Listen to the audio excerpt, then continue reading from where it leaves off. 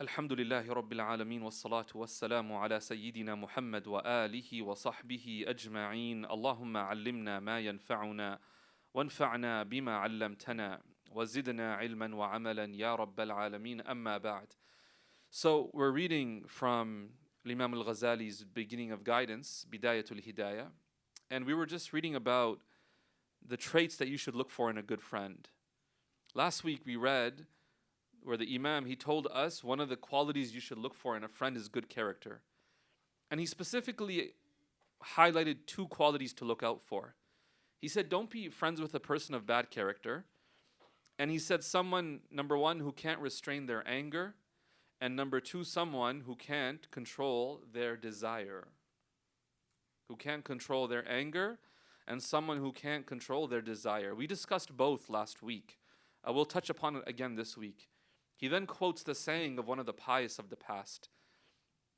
Alqamah al-Utaridi. May Allah have mercy on him. He summarized the traits of good character in the advice he gave to his son when he was near death. He said, and I want you to take a moment to think about, do you know people like this? He says, "O my son, if you wish to befriend someone, take as your friend a person who, if you serve him, protects and preserves you. If you spend time with him, beautifies you by his company. If you're in financial need, provides for you. Take as your friend one who, if you extend your hand towards something good, assists you in it. If they see you do something good, appreciates and remembers it. But if they see you doing something bad, they stop you from doing it. Take as your friend somebody who, when you say something, believes you. When you attempt something, accepts your leadership. And if you should dispute about something, prefers you to himself." Let's start from the beginning. There's a lot to unpack here.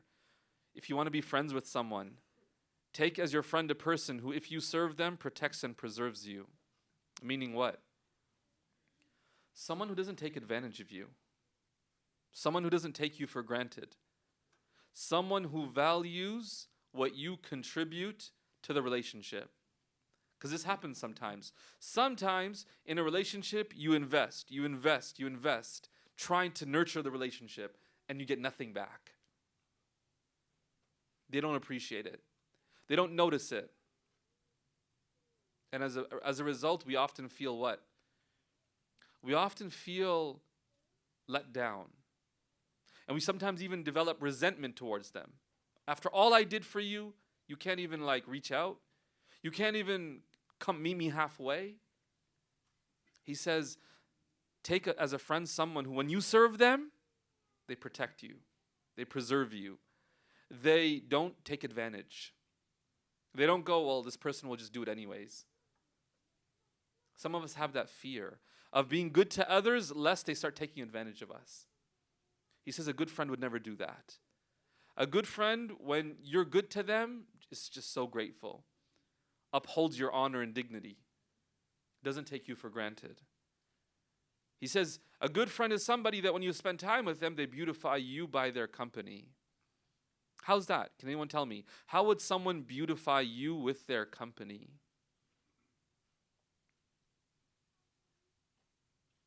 Anyone? Yeah. You learn from them. So you grow, right? What else? Yeah.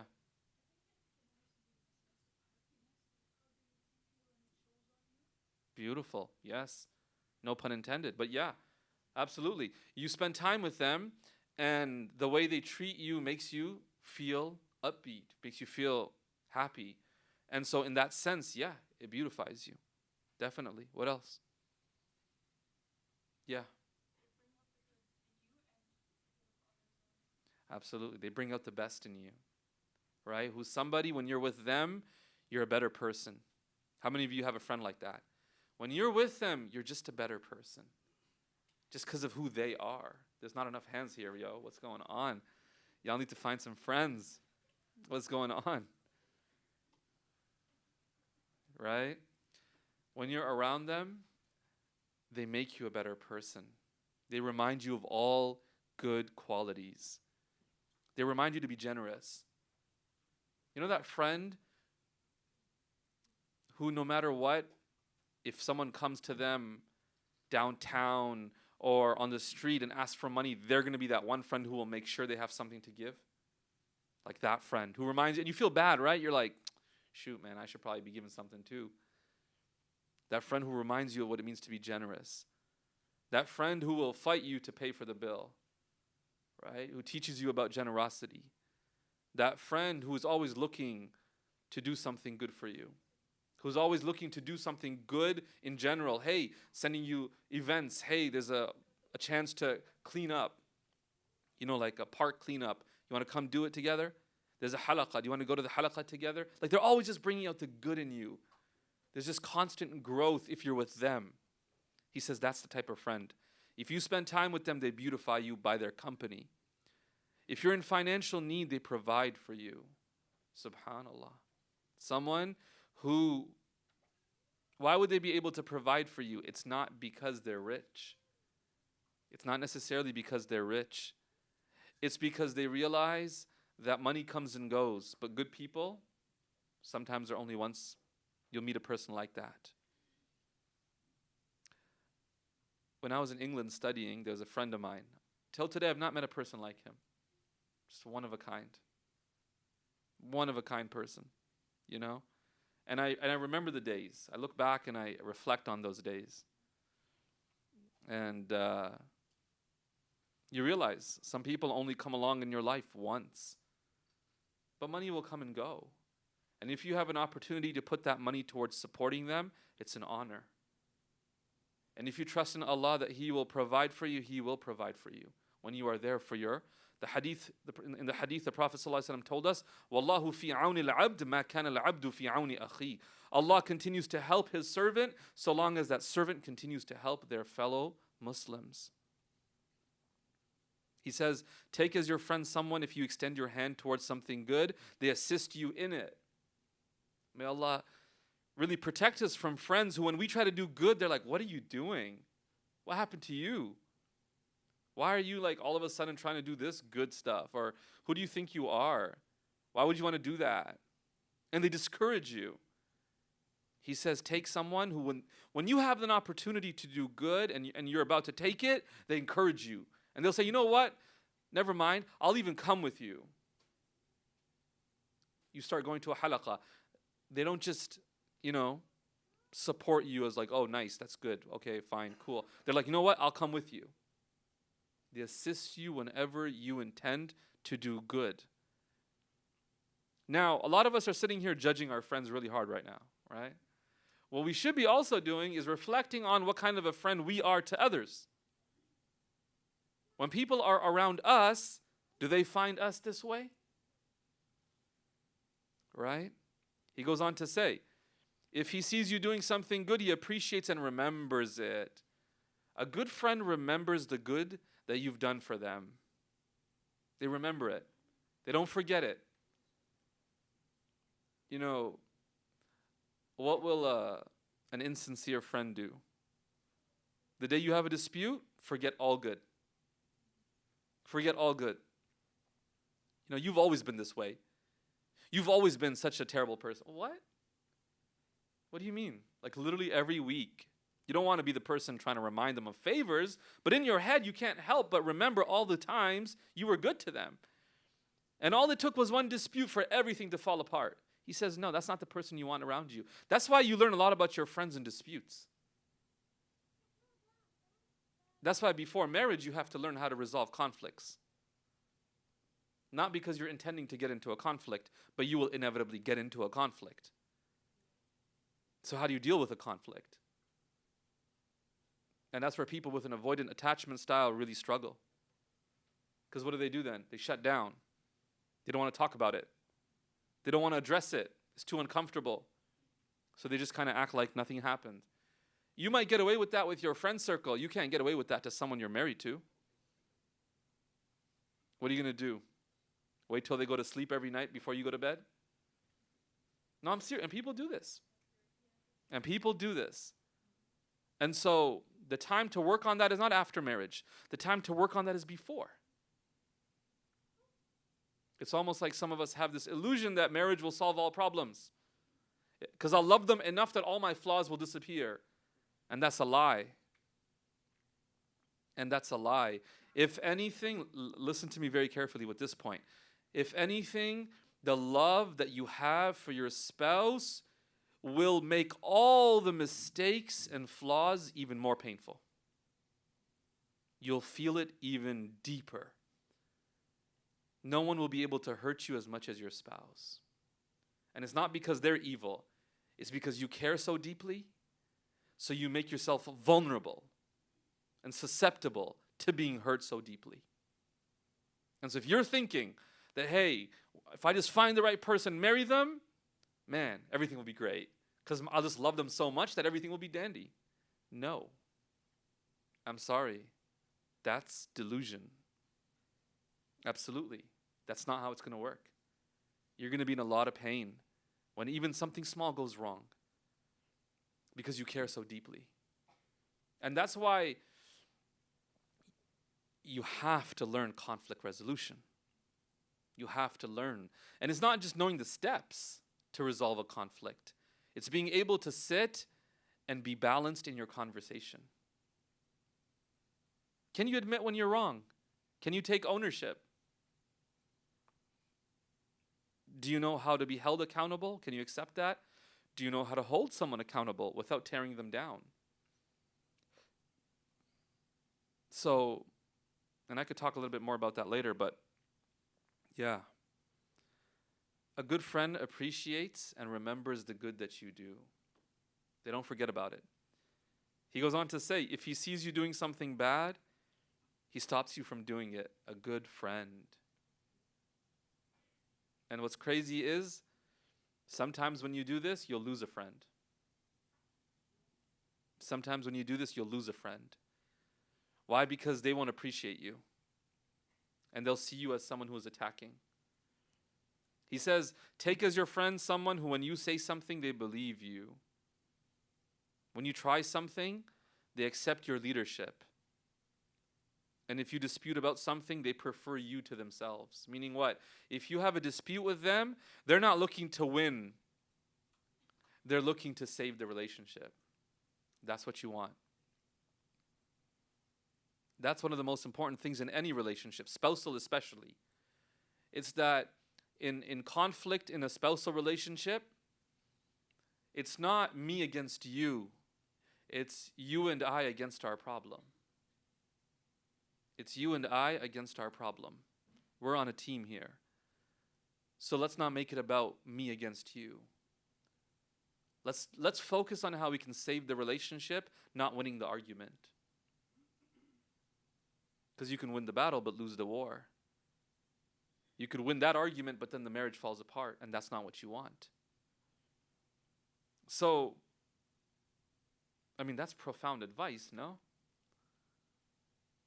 That's profound advice, because people of the past were people of wisdom. So, they, like the advice that they would give their children, this is an example of it.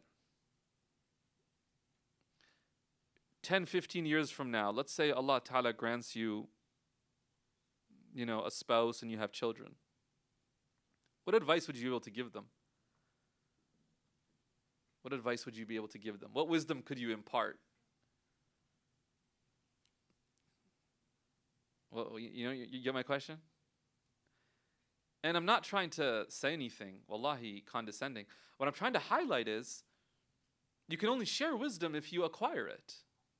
And from now, the effort to acquire wisdom must be made, so that when that time comes, you can impart it and share it.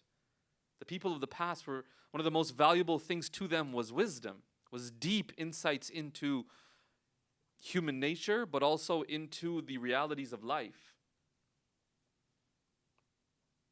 Ali radiallahu anhu said in a poetic form, it's a poem, verily your true brother is he who is really with you. Inna akhaka al-haqqa man kana ma'ak. Who will harm himself in order to benefit you. And who when the troubles of the time break you. وَمَنْ إِذَا رَيْبُ الزَّمَانِ صَدَّعَكَ شَتَّتَ فِيهِ شَمْلَهُ لِيَجْمَعَكَ. Who will shatter himself to pieces in order to gather you together. How many of you, the friend that Alqama al-Utaridi described?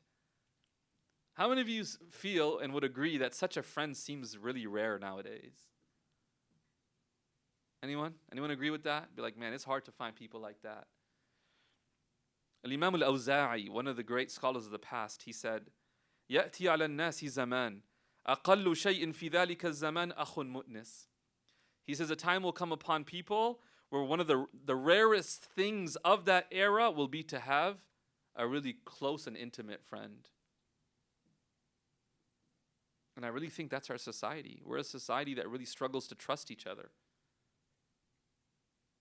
And in part because we don't have the same ethics. Our ethics is, so long as I can get away with it, it's okay. Our ethics is publicly say one thing, but behind the scenes we'll send 130 bulldozers to Israel, right? Like that's what our ethics is. It's from the toppest level, like the top level, all the way to the bottom. That's the ethics that we live by. And we wonder why it's so hard to trust people. Because there's no accountability. So, there's an author, she's the editor for The Atlantic. Her name's Julie Beck. She conducted 100 interviews on friendship, called the Friendship Files. Essentially trying to understand what are the ingredients that kind of fuel and foster close friendships. She found 6 things. The first thing she says that she found in these interviews that people, when they talked about their friendships, what they described was accumulation. She says one of the most obvious forces that forms and sustains friendships is the amount of time spent together. And it's hard.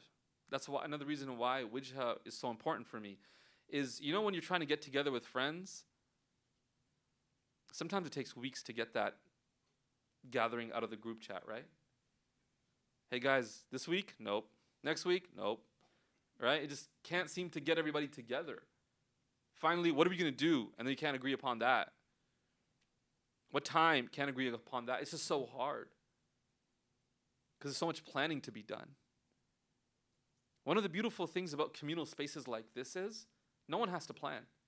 You just show up. And the communal space should take care of, you know, the food and the setting. You don't have to worry about, like, is my home clean? Like, under the sofas, did we clean it again?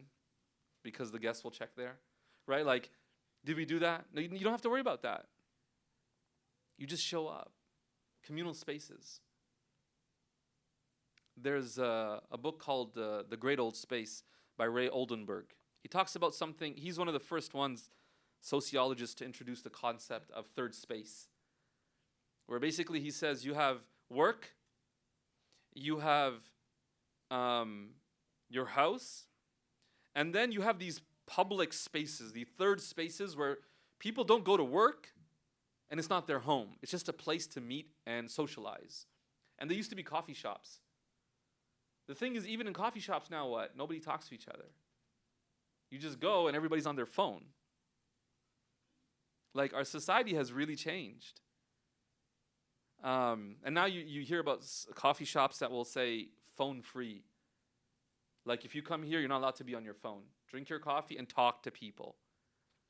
And subhanAllah, like, I totally support that idea. Authoritarian, just be like, no phones here. Talk to that person beside you. Be awkward about it, yes. But subhanAllah, like, that's a need that we have. We're in echo chambers. The algorithm just, you know, perpetuates the echo chamber. We don't talk to people with different views to try to understand them, appreciate them, appreciate their struggles. You know, recently I was talking to someone, and rather I was giving a talk, and I was talking about praying salat in the washroom. And people really kind of like scoffed. I saw some people look at each other like, why is he talking about praying in the washroom? And I tried to explain that there are people who are hiding Islam from their families. And they don't want to miss prayer. And they can't pray in their bedrooms. So the question for them becomes, can I pray in the washroom? Because that's one place that they know their parents won't walk in on them. They'll at least give them that privacy. For those of you who've never had to hide to pray will not appreciate this question. And like I said, we might scoff and be like, seriously? Come on now. It doesn't take rocket science to know you shouldn't be praying in the washroom. But that's because we don't talk to people who have to go through this. We're in our little echo chambers. So Oldenburg talks about a third space, a place where the community starts to gather outside of home and work. And you gather just to get to know people. For the Muslims, that's the masjid. The masjid is the place where outside of home and work, you go and you meet other people.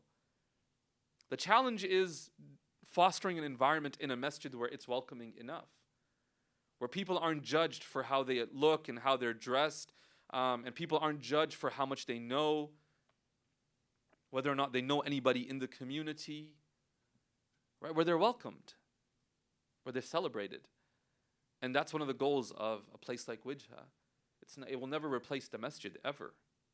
The masjid is always the center of our community as a Muslim community. But this is to fill in that gap of offering a space for people to come and meet one another. So accumulation, just spending time with people, is one of the most powerful forces of fostering friendships. Number 2, attention to opportunities. An openness to opportunities to connect and welcome new friends. See, what's very interesting is we sometimes make friends at places we least expect. Where is the most unexpected place you made a friend or met a friend that you're friends with someone today? Yeah. At the gym. Okay. Right. And I agree with you. It's unexpected because most people just got the headphones in, locked in, and just kind of, grinding away. Beautiful, mashallah. Anywhere else? Grocery store, mashallah. Bonded over the avocados or something, right? Like, yeah, okay. I find like there's one conversation topic in grocery stores that always work. It always works. It's look at the prices of these fruits, right? Everyone just complains about the prices and we just unite upon that, right? You want to like connect with anybody? That's your go-to right there. Anyone else? Anywhere, any other place? Ridgeway Plaza. Actual proper connection. I thought that's literally expected. But you met a good person. Okay. Okay. Yeah, maybe that's the unexpected part of it. Astaghfirullah. I'm just joking, guys. I'm just joking. Anywhere else? Nobody? Yeah. You can meet people on like the bus. And really connect with people on the bus. It's unexpected. So one of the things Beck writes is that you want to foster more friendships, open yourself up to the possibility that you might meet like friends, people who will become your friends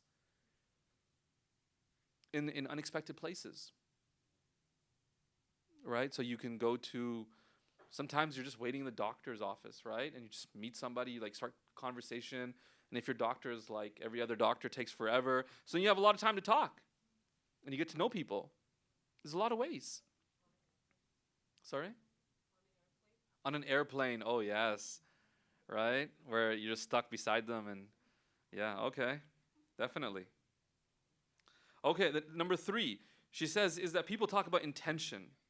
Is that people talk about fostering friendships, and they were able to do so by taking initiative.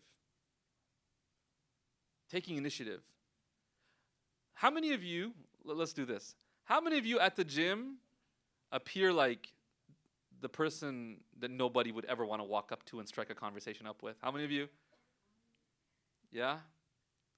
And how many of you, if someone did actually come up, you'd be actually very nice to them? I find that to be the case with a lot of people in the gym. Everybody looks like they're just having the worst day of their life. And maybe they're all doing leg days, so maybe it is. Right? But interestingly, everybody kind of almost has a similar, I think, mentality. If someone comes talks to me, I'm going to be very nice to them. It just takes initiative. Now, I'm not saying go walk up to someone at the gym. I'm just saying, if you're wondering why you're not connected to people, you have to begin to ask yourself, have I made an effort to go up and strike up a conversation? And she notes that people who had really close friendships were people usually who were comfortable going and striking up a convo. Give it a shot next time. next time means end of this talk, inshallah. Okay. Number 4, she says one thing that fuels friendships is rituals. You know when you have inside kind of rituals, inside jokes, you have things, a special handshake, right? You have special names that you use for one another, just rituals, things that only the two of you enjoy. She tells this really touching story, subhanallah. This really touching story about two friends who had a special way of, I think it was shaking hands or a high five. So prior to high fiving, they would always clap, snap, and high five. Okay, that's what they would always do. And she tells the story of how one of them lost memory. Something happened, and they suffered memory loss to the point that they barely recognized their friend anymore. And the friend says one day, I told this friend of mine, why don't you come give me a high five? Wondering, is he going to remember? He says, as you walk towards him, remember, he barely remembers who he is. He says, it was just muscle memory. Boom, clap, snap, high five. He says, it moved me to tears to know that the ritual that we shared was so deeply ingrained in this person's psyche that even in the state of memory loss, they didn't forget that special, ritual that we had together. Number 5, imagination. And so essentially he says sometimes our friendships become very what? Very routine. We do the same thing over and over again in our friendships. And he says one way to really add some strength to the friendship is to do something out of the ordinary. And so you're just used to seeing each other every day or every week at a certain time, certain place, same thing every week. And suddenly you're like, you know what, let's do something different. This weekend, let's go to Toronto. And let's do this, let's do that. And it's like, oh wow, different. Imagination. Use your imagination to really, nurture the friendship.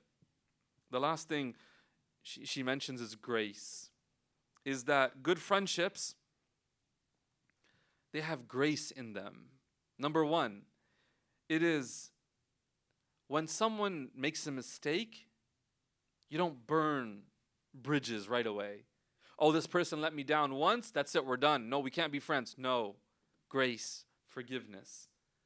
But grace also in the sense of sometimes you don't talk to someone for a long time. But when you meet up again, you don't shame each other for being busy. And maybe you have friends like that. And you really appreciate that about them. That when you see them after a long time, they're not like, where you been? What, I'm not important to you? They don't shame you. You just kind of pick up where you left off. That's grace. All right? The third quality is uprightness. We'll stop here, inshallah. I want to give you time, inshallah, to go and take the initiative to talk to the people around you, right? To make some good friends, inshallah. But no, I don't want to start the section and leave it at that. So we'll continue with this next week, inshallah. May Allah Ta'ala grant us tawfiq to act upon whatever it is that we read and studied together. Ameen ya Rabbil Alameen wa sallallahu wa sallam wa baraka ala Sayyidina Muhammad wa alihi wa sahbihi ajma'een walhamdulillahi Rabbil Alameen.